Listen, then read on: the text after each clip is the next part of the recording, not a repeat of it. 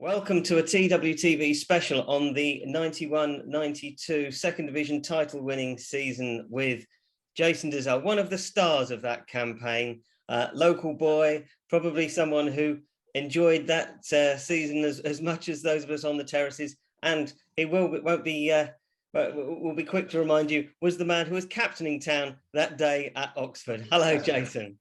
Hello, Phil, you all right? I'm not so bad. Good. So going back to the summer of 1991, by that stage, you're a 7-season veteran in the team. Yes. You'd had your big day as a 16-year-old, and then you'd established yourself in the following years under Bobby Ferguson and John Duncan, hadn't you? Yes. So I started very young, obviously, while I was still at school. Obviously, before that, I was a huge Ipswich fan.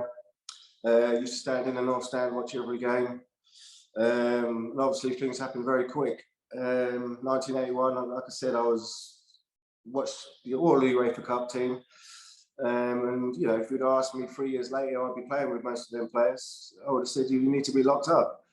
But it happened, and obviously from 16 to 25, I was pretty much a regular.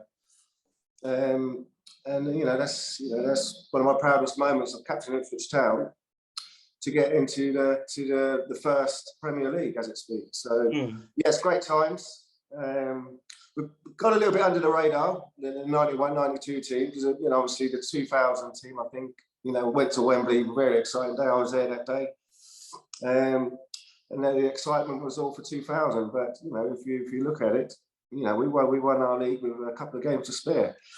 So we got off the radar a little bit with people talking about it, but it was a massive achievement for the lads and for the town and for the club. Because as you say, you came from nowhere. No one expected anything. It had been a bit of the club had been a bit flat, hadn't it? Really, sort of since relegation. The John Duncan era hadn't really worked out. And John Lyall came in, and I think you'd had a connection with John Lyall previously. Didn't he try and sign you at West Ham when you were a kid? Yeah. When I was 12, 13, I was at West Ham. Yeah, Ipswich didn't get me till 14, 15. I remember going there. Remember playing with Paul Ince in a practice matches. The West Ham wanted to sign me, but it hadn't materialised. And obviously, John's first day in Ipswich when he signed, I couldn't believe what he said. He said, I've got you at last. So he must have remembered when I was 12 or 13. I didn't really know what he was talking about. It all clicked together. That's what he meant. So, if Ipswich hadn't come in, I would have gone to West Ham.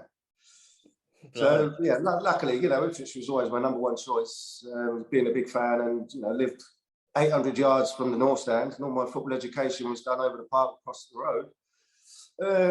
Ipswich was always my number one decision to make. Yeah. So, and it was so Town came in for you at that stage. John Lyall obviously remembered you very well. So when he came in and he said that to you, that must have been a huge boost, really. It was a massive boost for me. Someone, of his ilk. I was 12, 13. So I didn't know, the managers were around me. I thought, the youth team and the schoolboy coaches was all what mattered, really. But I must have got mentioned to him. We have a lad here, and then he's remembered. So, that we couldn't get off to a better start. I had his respect straight away. But that first season, 91, with John Lyall, didn't really happen particularly, did it? I think 14, 15, something like that. But did you feel there were signs there that a team was coming together?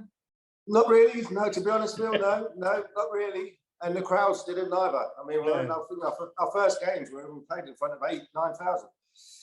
So there was nothing there. A bit of a toned down Leicester when they won the Premier League. It was a bit similar to that, but a bit toned down. It's not the Premier League, but in terms of people's predictions for us was not good. And then like I said, the crowds weren't feeling it after despondency of a few years before.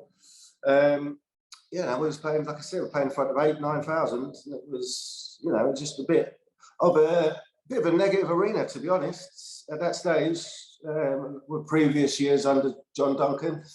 And, there was lots of despondency about what was going to happen. But obviously, we had pretty good run, but the defining period was Christmas and New Year.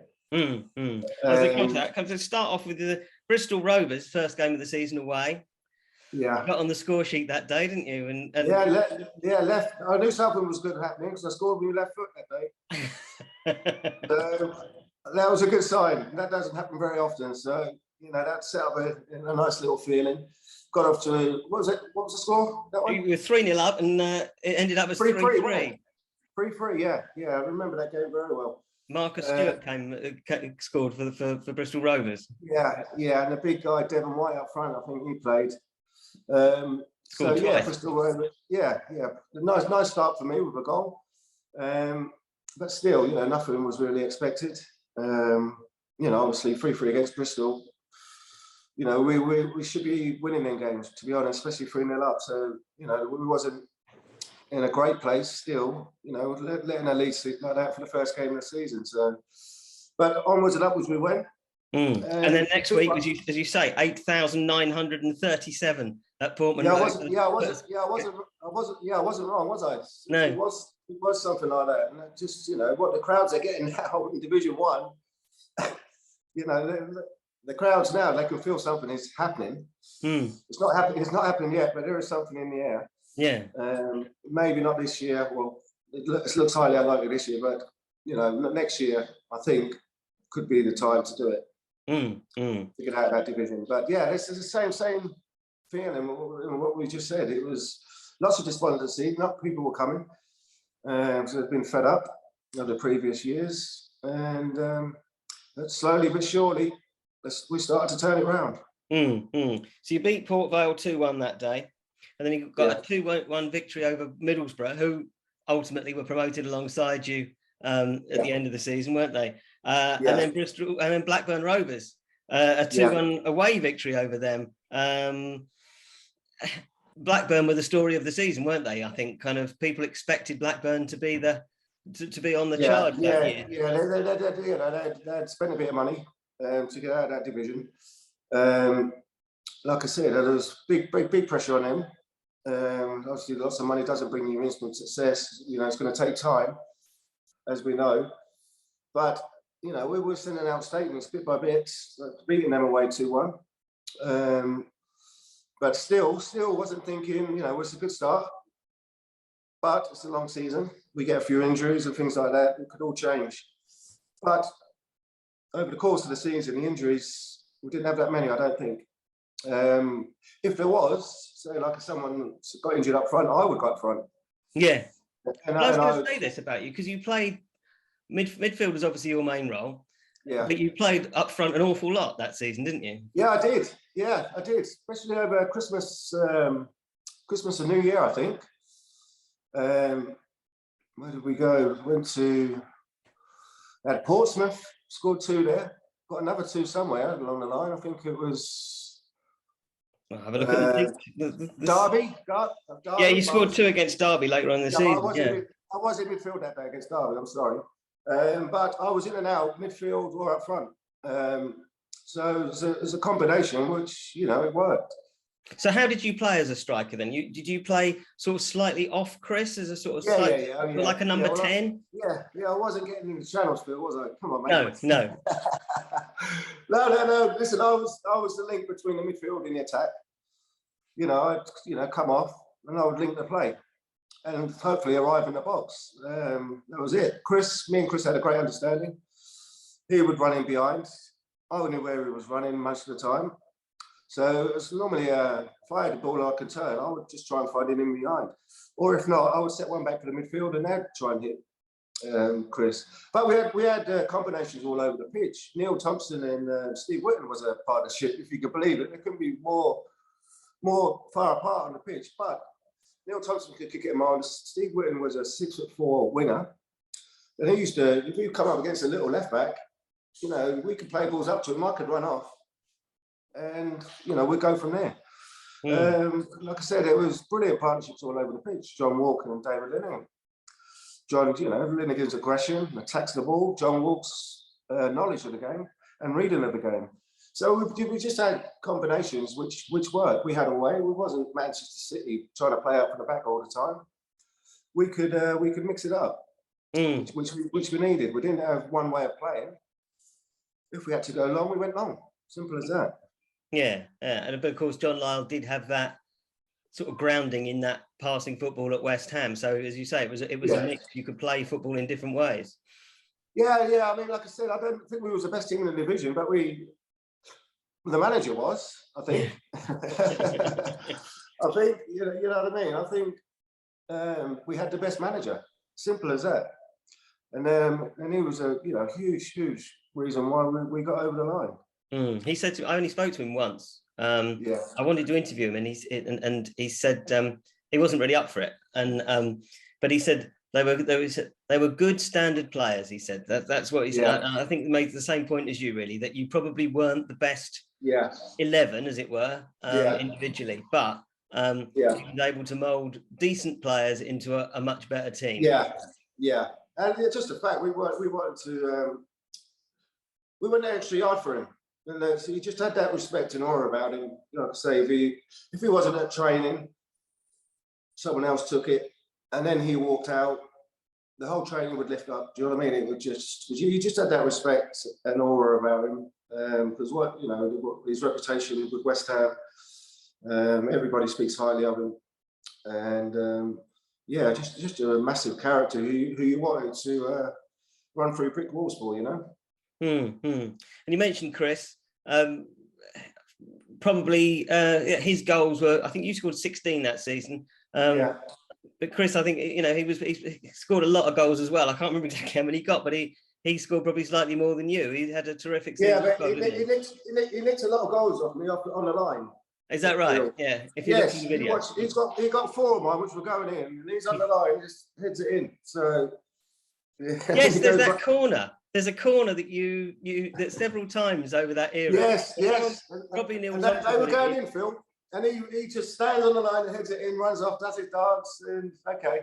So yeah, he chalked off 4 of my goals, I reckon. Yeah. So he still owes you those goal bonuses after all these. He had a fantastic season for us.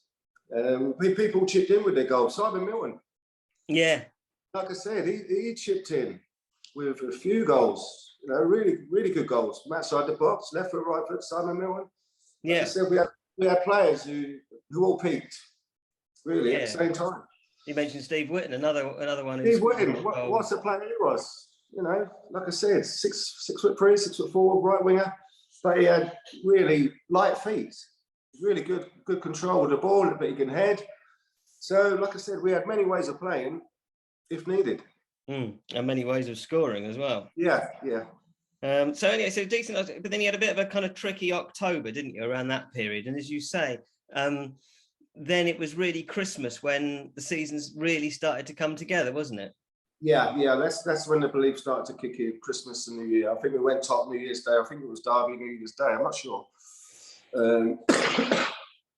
When I got 2, and then all of a sudden, that feeling was in the air.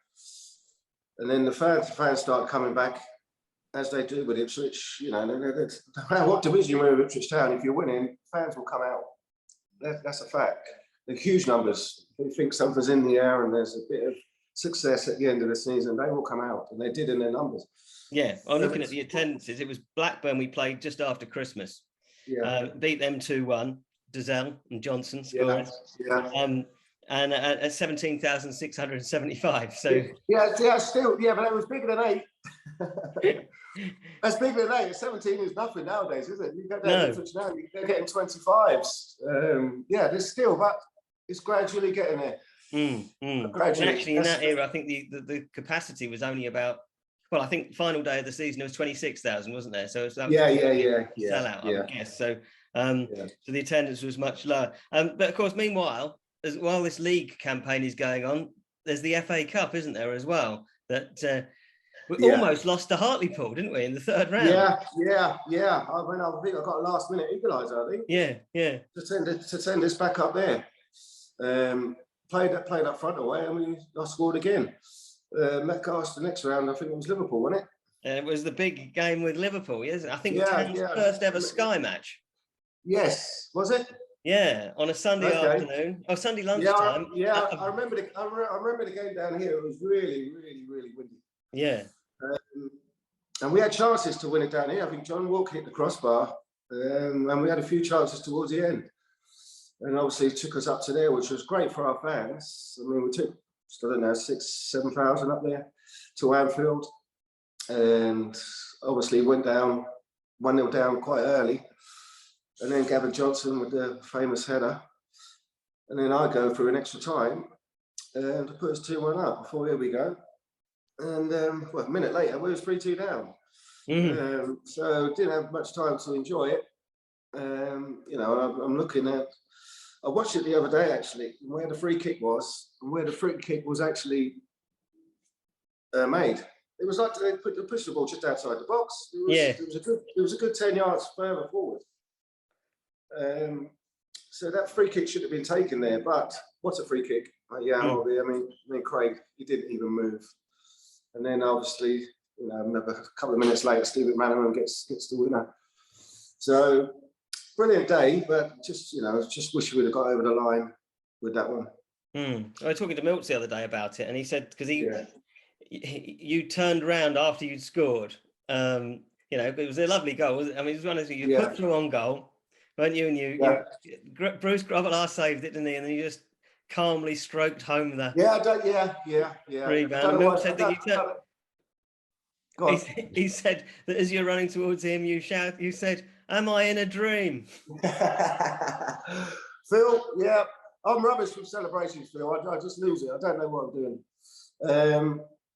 You know, it's when you score goals like that, it just takes you back to your childhood and mine, watching Ipswich and watching Liverpool come down to Ipswich and things like that. And, you know, a few years, years later, you're nearly scored the winner against them.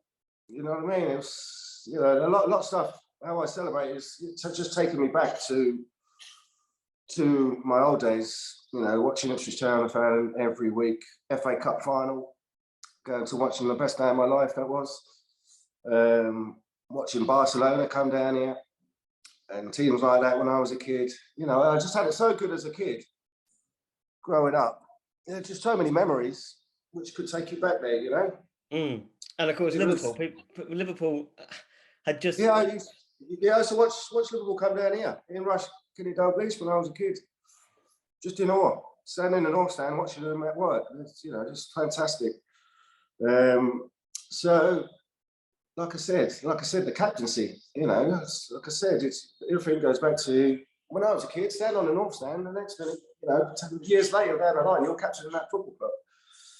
To get them into the top league, it's just very important for me to remember that.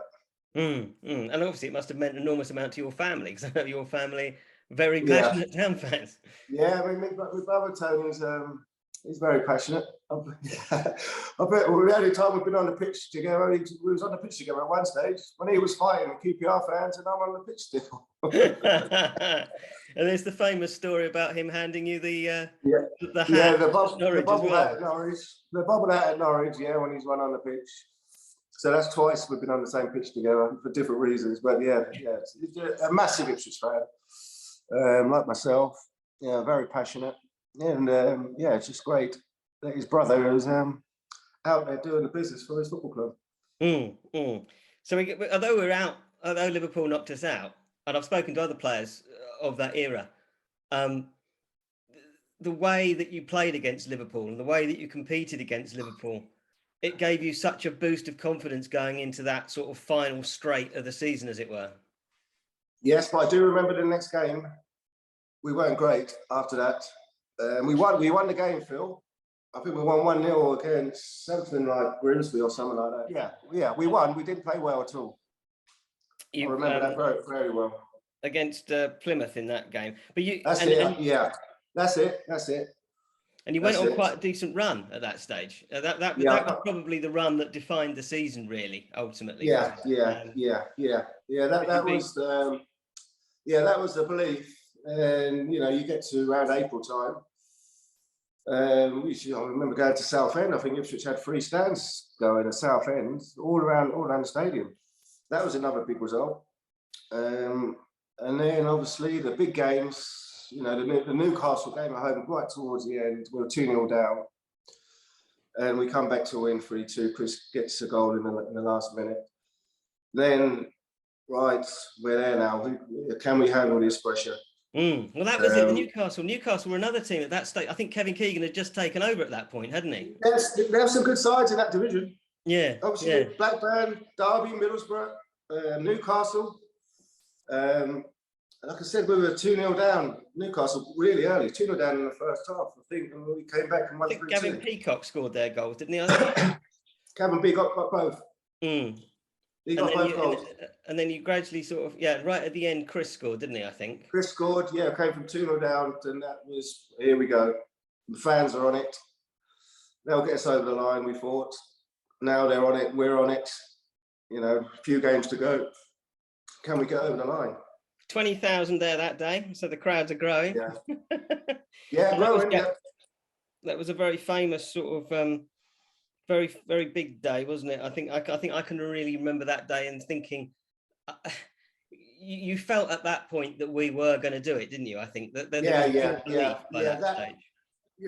There's nothing like what a last-minute goal can do to you for a football team. Confidence-wise, it was massive. There's no bigger way of winning a game, especially when you're up there. You know, you're 2-0 down. You come back to win 3-2. The confidence that gave us was huge, and everyone surrounded with the club was, you know, they was buzzing about the result, and you know, here we go. But then there's this little period of nervousness, isn't there? After that, I think we went to Bristol and got smashed 4-0. I think you went to Sunderland and lost 3-0. Was it Sunderland? Yeah, which was the right time to do it, not right at the end. Get that out of the way, and then, you know, the last few games we was on our mettle again. And then we went to Bristol City the following week. Sunderland was on the Tuesday, then Bristol City was on the Saturday, and you lost 2-1 at Bristol City. Yeah, another big loss, wasn't it? 2-1 there. And then there was a game against Grimsby. I remember Andy Cole. I think Andy Cole played for them at that stage. Yes. And I think he scored. So that's two losses in a week. Yeah. Leroy Ross Senior and Andy Cole. Yeah, that's just, you know, there's something saying, look, this can be taken away from you at any given moment. That's football. If you don't perform, get your act together, it can all be taken away very quickly. As quickly as you got up there, quickly you can fall. So what was John Lyall saying at that point? It's kept us calm. You know, we've done ever so well. No matter how we've done ever so well.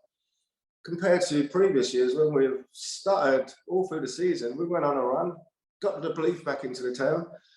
Don't mess it up now. You know, the fans are right behind you. You go out there and give 110% to see where it takes you. So you had a sort of dull 0-0 draw with Grimsby on the Tuesday. Yeah, I remember that one. That was the one which we could have won it. And I remember I hit the post with a header. Right at the end, wasn't it? Right at the end. And you know, on a personal point of view, I wanted to be the one who scored the goal. They got him up. I did. I'm not going to lie. I wanted to, because like I said, I was a hometown boy. I'm not really representing the club. I'm representing my town. You know, I've got loads of friends here. And like I said, taking back to all the success that we've had in the past, I wanted to have that name. I got us over the line to get us into the Premier League. But we had to wait another week. You know, and it's to turn out to be, you know, another fantastic day for me. Associated with Ipswich Town, the Oxford game was, for many reasons, was right up there. Yeah, so you were skipper that day. Yeah. I think that's how many games. I can't remember how many games I skipped with the games. I can't remember. Yeah, there was I don't know when he got injured. No, I think it was around the time. It's just before the Newcastle match, wasn't it? It might, I'd have to check, but he injured his knee, I think, as we scored a goal. I was watching the video the other day, and so you came, and it was just before the Southend match, wasn't it? Right. Phil Whelan came in and scored on his debut, didn't he? Yeah. I loved being captain. You wouldn't have thought me as a captain, but like I said, you know, I was not very vocal or anything like that. All the big games, Norwich, I could be captain every game for Norwich. Yeah, because like I said, I've got massive history with Norwich, and I was always up for Norwich. But I love the responsibility of it. So John Lyall saw something in it, and me to make me captain. Where other people thought I wouldn't have been captain, but you know, take it over the line. I mentioned that to David Linnigan at the dinner the other night. I took this over, not you. So, do you think it was that? Do you think it was partly your local connection that? 100%. The connection between the fans and me and the club. It was one of the reasons. Yeah, definitely local lad. Great history with Ipswich as a supporter, and let him take us over the line if David Linnigan's out, which was great for me, and everyone connected with me. And we spoke about Marcus Stewart earlier in the season. Jim Magilton scored a goal in the Oxford game, didn't he? Yeah, Jim scored a good goal. Oxford from the edge of the box. I remember I was in midfield as well that day, so he got one. And then obviously Gavin Johnson's pretty freakish goal, wasn't it? I think I can't remember exactly. Did it hit him accidentally and went in, or I can't remember the goal. Yeah. I mean, he got a lot of goals, didn't he? Really, around that Gavin, time. Yeah, Gavin was a good player. Honestly, if it wasn't for injuries, you know, he would have been talked of a lot more. You know, very good left back. And then and then the whistle goes at the end. You know, next minute I know I'm on my brother's shoulders at where they play in the Manor Ground, I think it was, wasn't it? Fans everywhere, and the bus journey back, going down the motorway, just blue flags flying everywhere, and then obviously off to Alan Brazil's pub for the after party, which was pretty lively, as you can imagine. So did you know when the whistle went that you'd won the league or were promoted, or was there that sort of moment where everyone's sort of asking everyone, well, you know, have we done it? It must have been. The fans, you know, they're not going to come onto the pitch any other way. As soon as that whistle went, they was on it. So they must have been listening to the radios or something like that. I don't know if we was relying on other results or we just needed a point. I think we just needed a point. I think we just needed a point, yeah. I think we just needed a point. We got the point, and then Bedlam breaks loose. So brilliant day. All those scenes in the dressing room and all that kind of thing. Yes, yeah, obviously the usual champagne and everything else. Bus journey back, like I said, was lively. I think we stopped off somewhere for a pint. But the real activity was back in Ipswich. Tell us about the Blackadder then. Go on, what happened in the Blackadder? It was just full of Ipswich fans. We were all dancing on the tables, or dancing on the bar, singing songs till the early hours of the morning. It was just crazy. And then we got the town hall reception day. That was great. Again, like I said, take me back to my childhood when Ipswich won the FA Cup. I was standing I think on top of Boots building. I think I was sitting. There's a picture of me. And then in 1981 at the civic reception, and then it's my turn.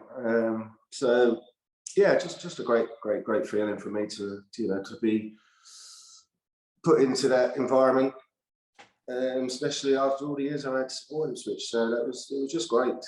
And I think also it was nice to win the title the week before the season ended, because then the Brighton game then became a celebration, didn't it? You came out onto the pitch, were handed the trophy before the game.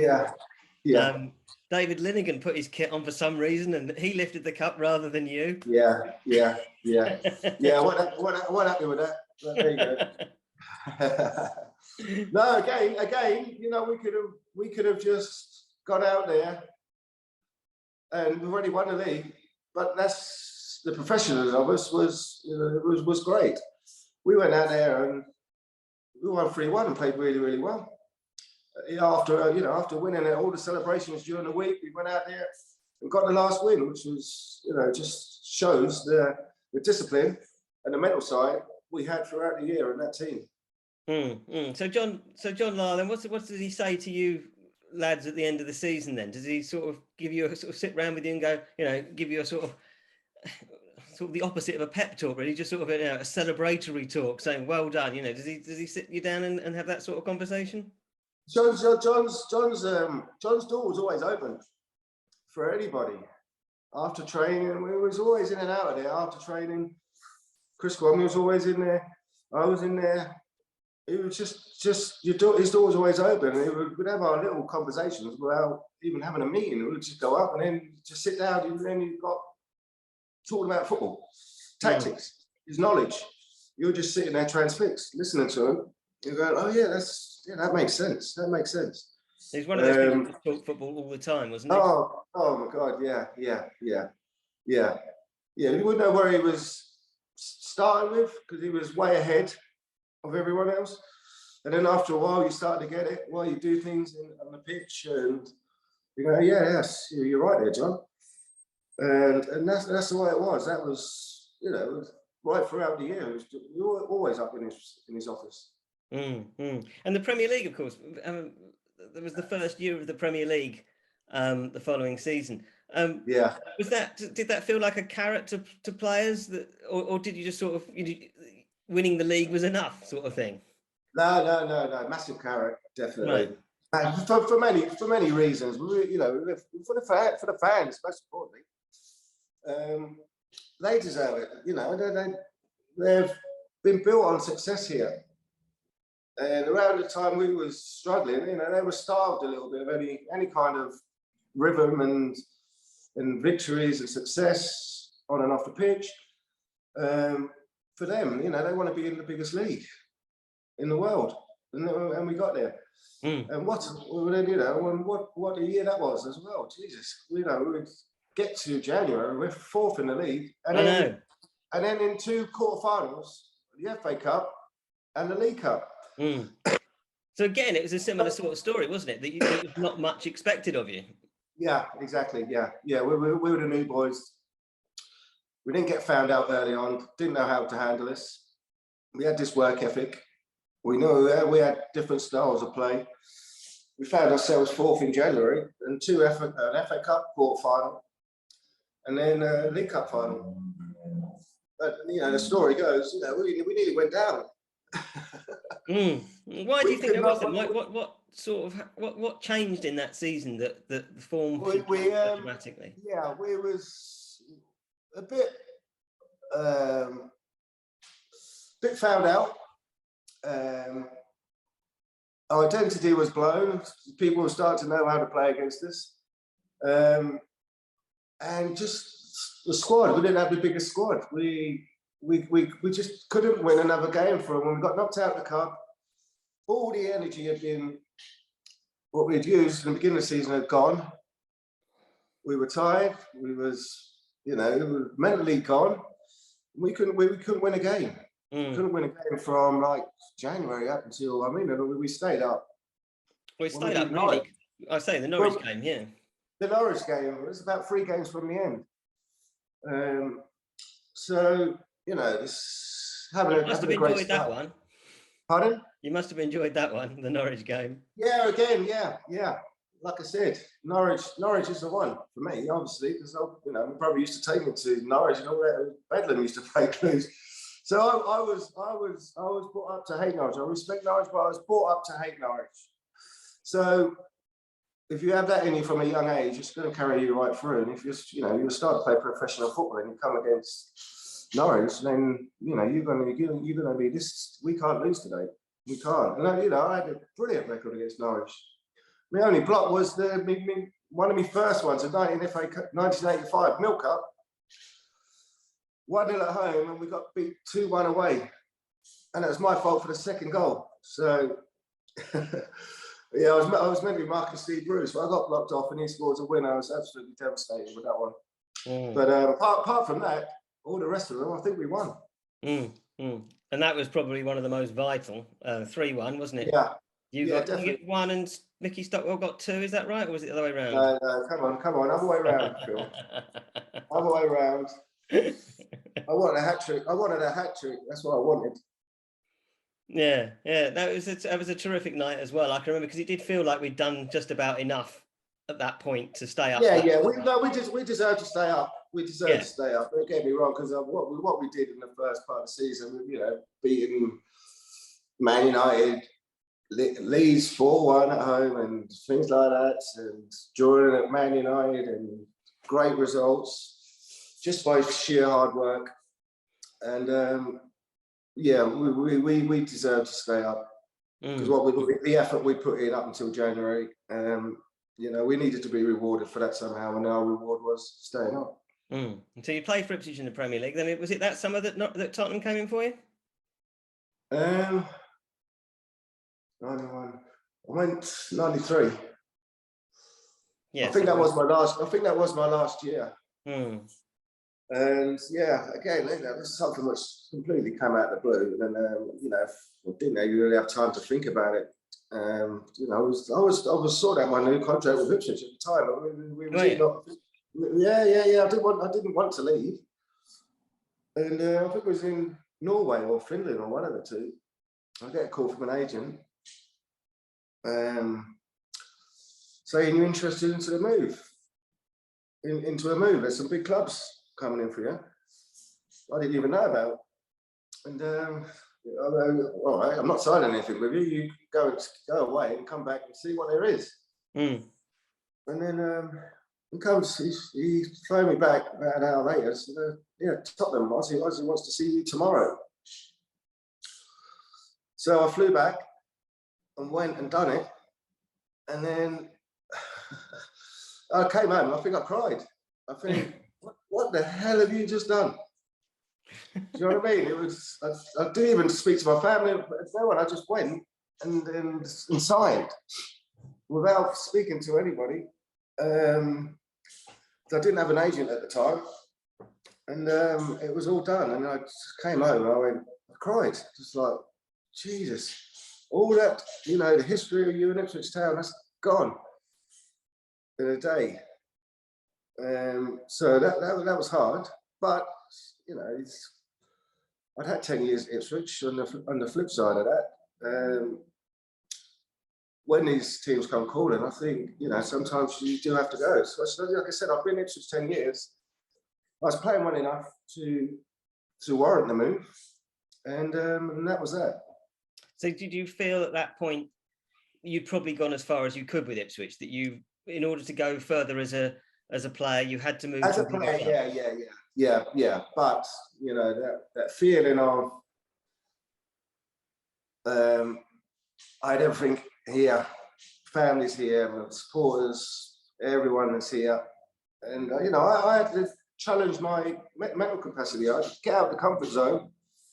I had everything easy here. You have to go and challenge yourself sometimes if you want the best, and that's what I did. But like I said, it's just a completely different environment to what I was used to. So I was badly out of my comfort zone. Traveling up and down in hotels and things like that. So I wouldn't say I got completely settled there, to be honest with you. So I was always coming back to Ipswich every weekend and seeing my family and that, I can understand that, and as you say, you weren't. It wasn't as if you were at the start of your career. You were 25, weren't you? No, that's what I'm saying. I'd been in at 16. Well, that's leave at 25. That's 9 years. People don't realise that. I mean, 300 or 400 games. It's a lot. It was just the passion side of me was feeling, I shouldn't have done it. This is my town, this, that. But on a professional level, it was saying another thing, When these clubs come calling, you have one chance normally. You were misquoted, weren't you, as well? That was I was very misquoted. The papers didn't want to hear that Ipswich is my #1 home team. It did come across. Tottenham was my second team. And that's, everyone knows. I was at the FA Cup final. No one can tell me different what my supporter was. It's there in black and white.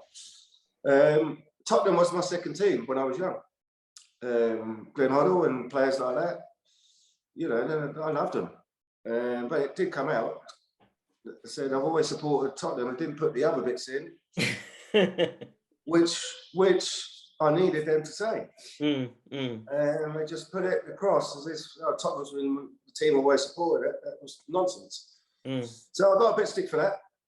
But people who know the real facts know, you know, I've gone to Wembley at 11 years old, just me and my mate. No one can take that away from me and doubt my love for Ipswich Town. Can't.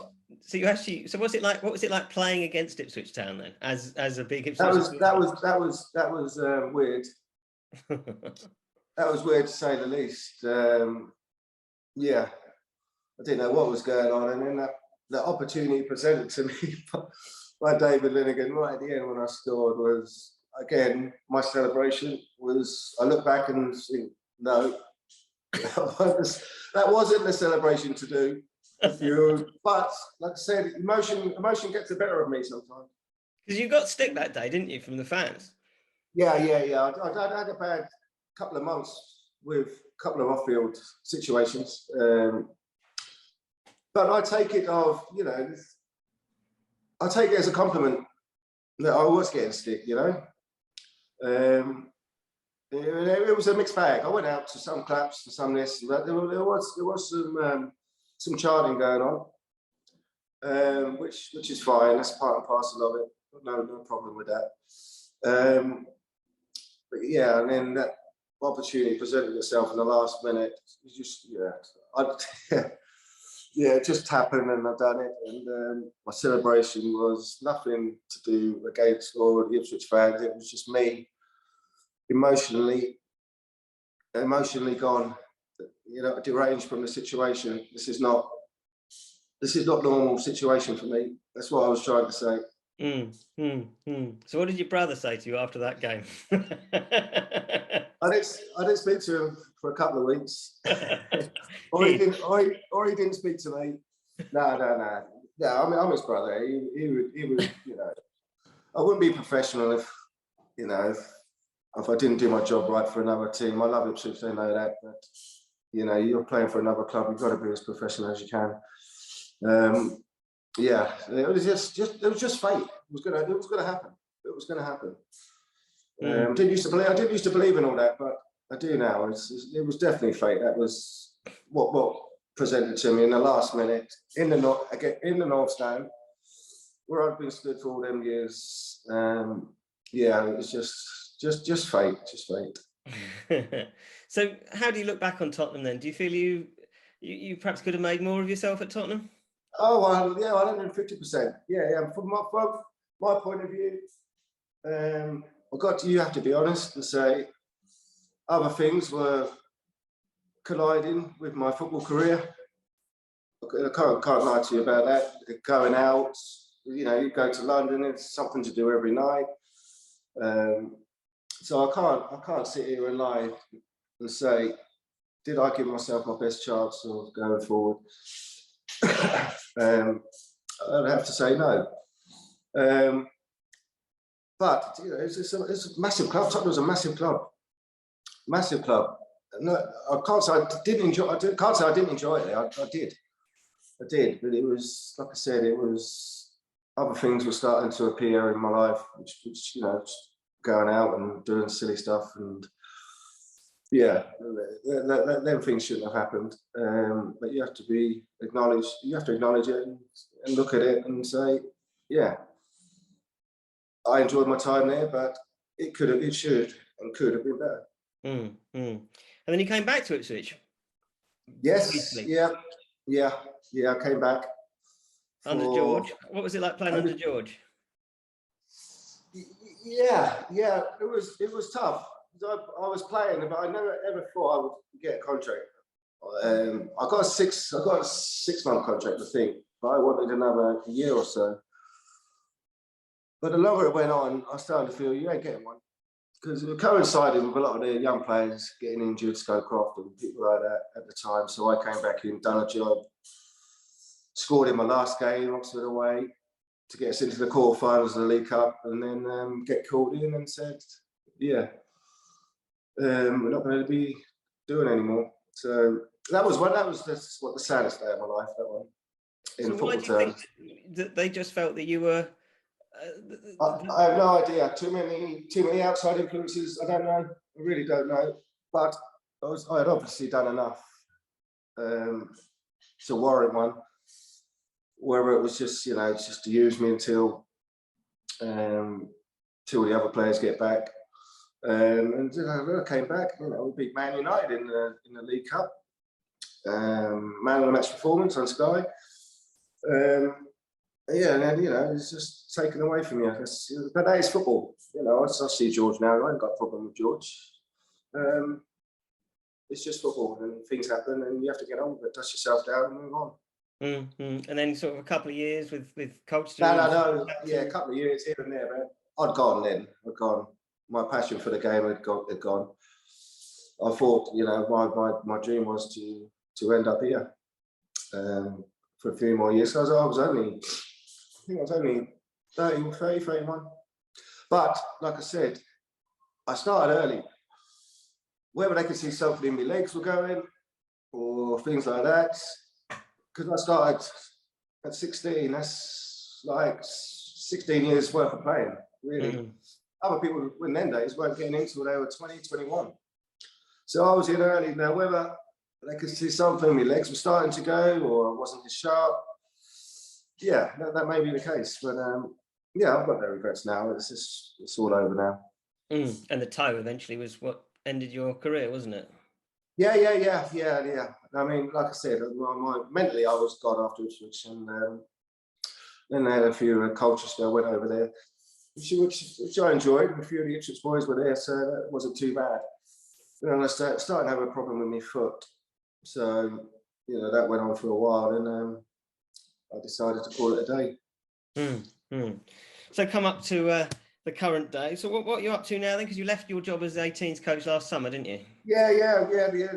I was under 18s coach with Ardamate last year. It was a great journey for us getting to the FAU Cup semi-final. And obviously Andre's moved away, and I couldn't commit to weekends because I'm really want to go up there and watch him as much as I can at the weekends. So there could be another role. So I'm really pleased I'm still associated with Ipswich. I'm working down at the Community Trust. The Community Trust down at the ground, which is even great for me. It's just I can just walk from my house here into the job, walking through the blue gates, and I can Monday to Fridays I'm there. So. And I can now get the weekends off to go and watch my boy play. So you become a QPR fan. Hey? You become a part-time QPR fan. They're blue and white, aren't they? So I'm all right. They're blue and white. So what's it been like following QPR then? Yeah, it's a shame in a way what's happened. Can't lie to you, but he had to go. It was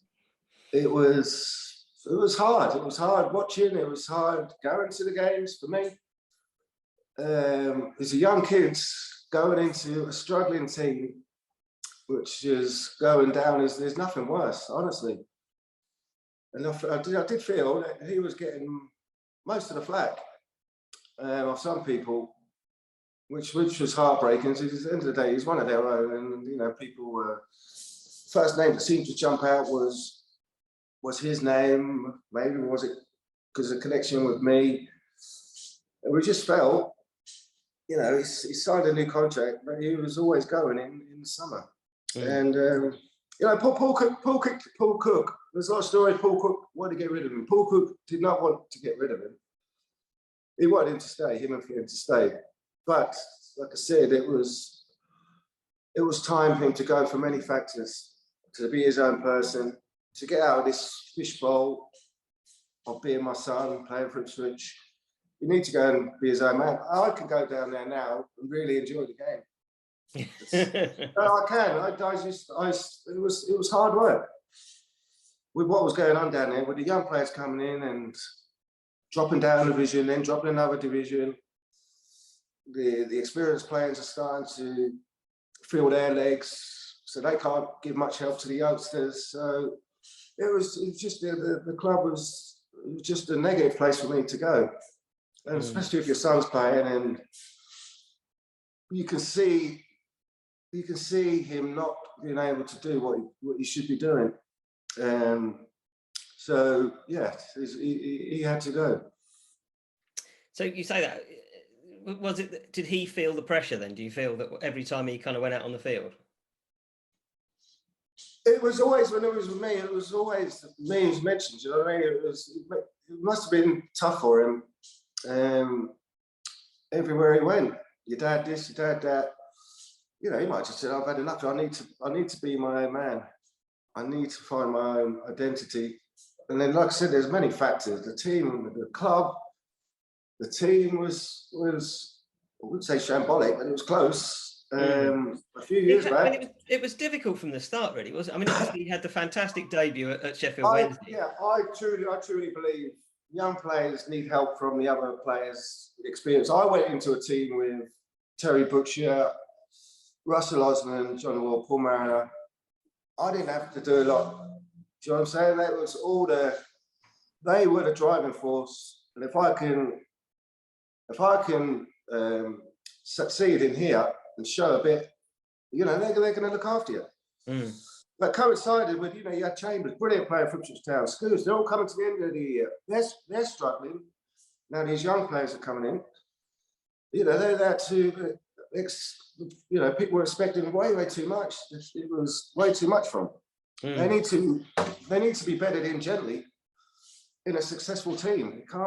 It's hard for young players to come into a team which is on the slide, bottom of the chat, not doing well in League One, which is a different kind of football altogether, and get out of it. He is a certain type.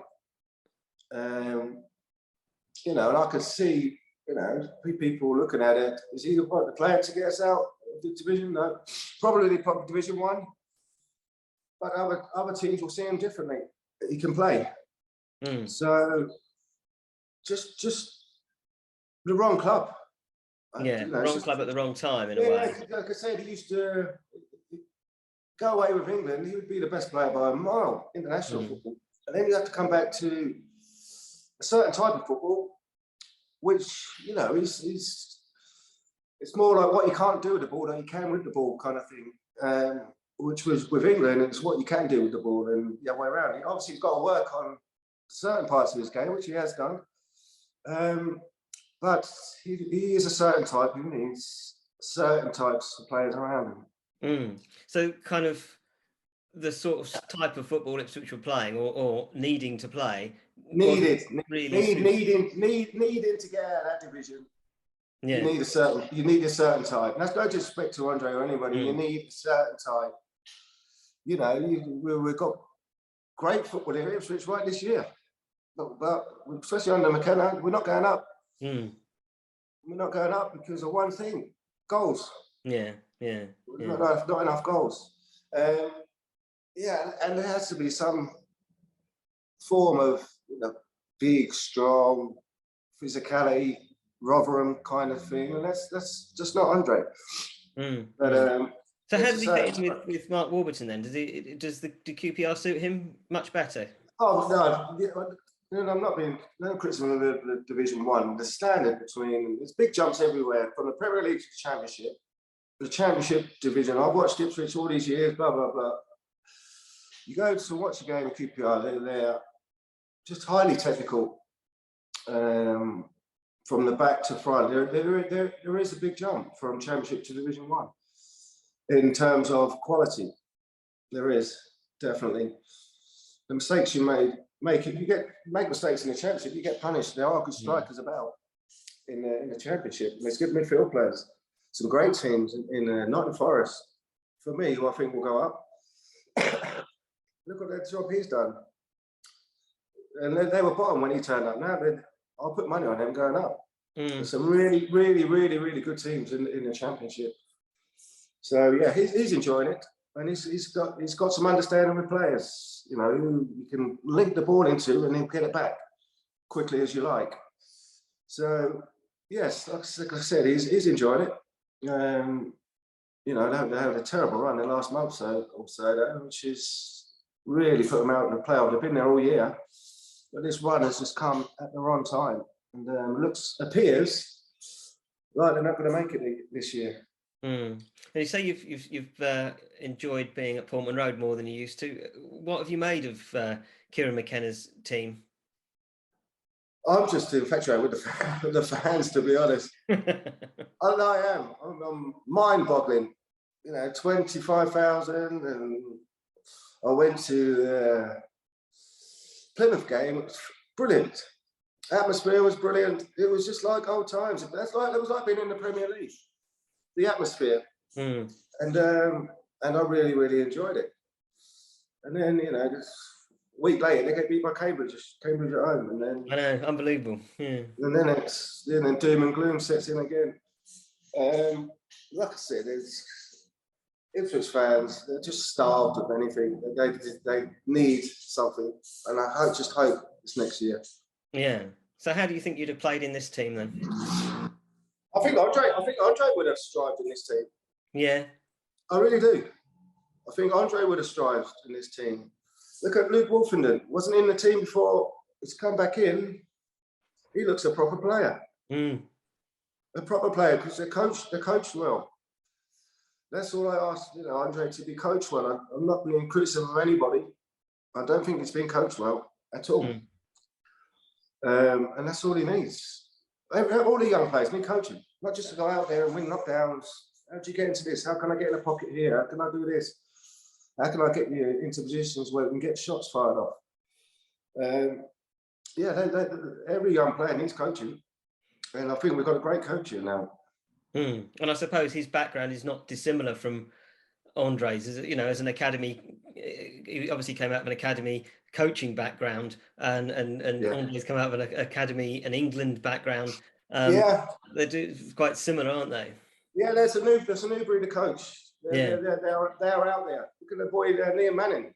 Yeah, good friend of mine who's in come from the Ipswich Academy coaching. Looks like he's taken MK Dons to the championship. Got a few ex-Ipswich boys there, hogging and thingy, but he's a new breed of coach who are technically very, very astute and playing the way the game should be played.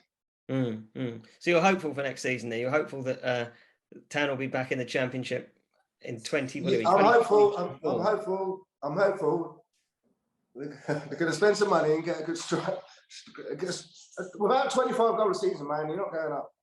Yeah. No matter how much football you play through the middle, if you ain't got 25 goals a season, man, ain't going to get you into the playoffs. Look at the year we had Darryl Murphy. He scores over 29. I don't know how many goals. 27. You end up in the playoffs. That's what you need. Where we're going to spend, or we can our recruitment, get somebody. We need someone to score 20, 25 goals next year. I thought the boy Bond this year was on that. He was flying, but for some reason, his things gone a little bit backwards. I thought he was going to be the man. Local boy as well. He must have been loving it first part of the season. Coming back to his hometown club, banging in goals, being a hero, and then he's just gone off the boil a little bit. So then we're not in the playoffs. If he would have carried on scoring, I'm sure we would have been in the playoffs. Not criticising. I'm just saying that's the way the season's panned out. Yes. It's one of those seasons, isn't it? I think if the season had had another 10 games on it, we'd have probably made it, wouldn't we? I think, but I don't know, Phil. I don't know about that. I'm just not sure where the goals. Yeah. I don't, because on a consistent basis, I don't know who is going to get the necessary amount of goals to keep us right up there. I'm not talking about 1 or 2 goals every 4. I want only a run of games and a run of goals, which be the top goal scorer in the league or something like that to get you over the line. Everything's in place. Defense is brilliant. Midfield, I'm happy with. But it's just that lack of goals, which is a concern. There's too many games to be the same. Dominated possession, dominated this, dominated that. there's just too many games to say this is not a problem. 4 out of the last 5 away games have been draws. I think that sort of tells the story. Yeah, and that's what I'm saying. I think he knows that. I think he knows what he needs. He's had a look at it. I think he knows what he needs to do. So hopefully, either a good bit of recruitment or spend a bit of money. That cog at the end is very important. As we found out in coming back to our initial focus of 91-92, there were plenty of goals from everywhere, and that's what got you over the line. Yeah. I mean, we didn't have one. I mean, I got 16. Chris got 20. I don't know. You know, that's a good partnership. You're talking 30 odd goals. Simon Milton chipped in with a few. Gavin Walkie set pieces chipped in. Neil Thompson he got a few. Mickey Stockwell, he must have got a few. Paul Goddard, I haven't mentioned Paul Goddard yet. He came in and he sort of like done the job after, because I was doing it. He was a brilliant link man, Paul Goddard. Hold the ball up, tight areas, swivels, turns, or lays back to the midfield player and then sets Chris on his way. He was a big part. I forgot to mention him. He was towards the end. He played his part, and so Paul Goddard pivotal towards the end, and how we got over the line. So when you look back on your time at Townend, is that perhaps your favourite season? Obviously, it's the season you got your medal. Yeah, definitely. Yeah. It can only be that season. I've had good moments, but that title of winning something to go into the big league is massive for me. And like I said, being captain, it's huge for me. Like I said, representing my hometown club. Yes, definitely great year. And obviously up to January the next year in the top league, that was really, really good. Two quarterfinals as well. Just sad that it slipped away in the way it did, but what a better way to stay up by beating Norwich 3 games from the end. So that wasn't too bad.